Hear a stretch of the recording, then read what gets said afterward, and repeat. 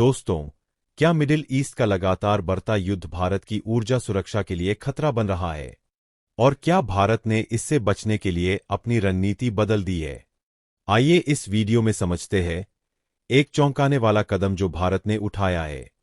दुनिया भर में कई बड़े देश युद्ध की आग में झुलस रहे हैं और इसका सबसे बड़ा असर पड़ा है एनर्जी सेक्टर पर। खासकर मिडिल ईस्ट में तनाव ने कच्चे तेल की कीमतों में उथल-पुथल मचा दी है। मिडिल ईस्ट, जो दुनिया भर में एनर्जी सेक्टर का मुख्य केंद्र है, इस समय ईरान और इजराइल के बीच चल रहे संघर्ष से प्रभावित हो रहा है। क्या यह युद्ध भारत के लिए नई समस्याएं खड़ी कर सकता है? ईरान, जो दुनिया के सबसे बड़े तेल निर्यातक देशों में से एक है, इस समय अपने न्यूक्लियर साइट्स और तेल स्टोर्स पर खतरे का सामना कर रहा है।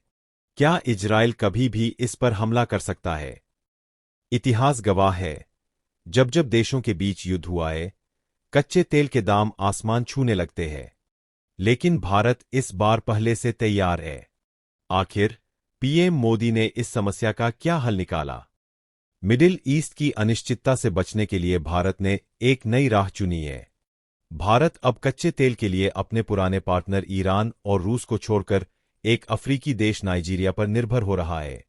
क्या आप जानते हैं, नाइजीरिया, जो पश्चिम एशिया से काफी दूर है, भारत के लिए ऊर्जा का नया केंद्र बन सकता है। पीएम मोदी के हाल के नाइजीरिया दौरे ने इस संभावना को और मजबूत कर दिया है।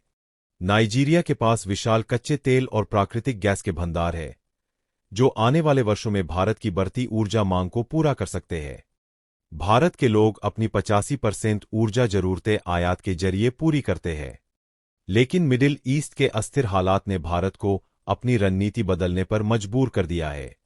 आपको यह जानकर हैरानी होगी कि भारत पहले से ही नाइजीरिया से कच्चे तेल का आयात करता रहा है, लेकिन भ्रष्टाचार और अन्य समस्याओं के चलते पिछले कुछ सालों में यह आयात घट गया था। 2020 में भारत ने नाइजीरिया से $9 बिलियन का तेल खरीदा था, लेकिन 2024 तक यह घटकर मात्र $3.4 बिलियन रह गया।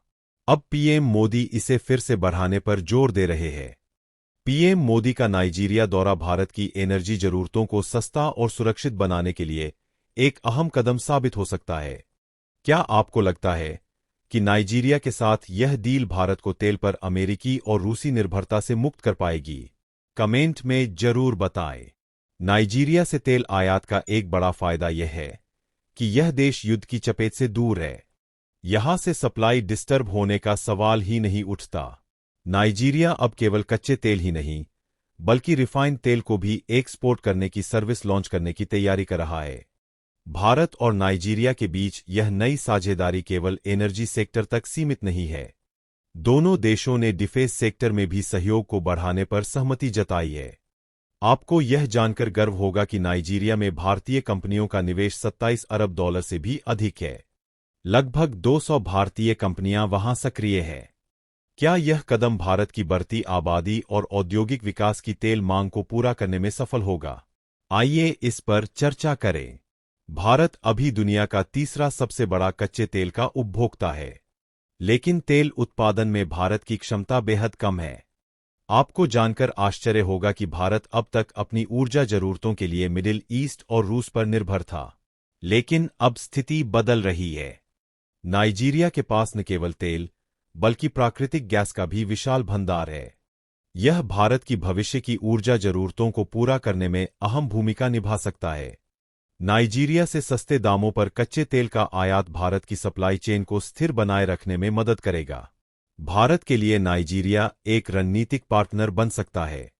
यह दोनों देशों के व्यापारिक संबंधों को और मजबूत करेगा।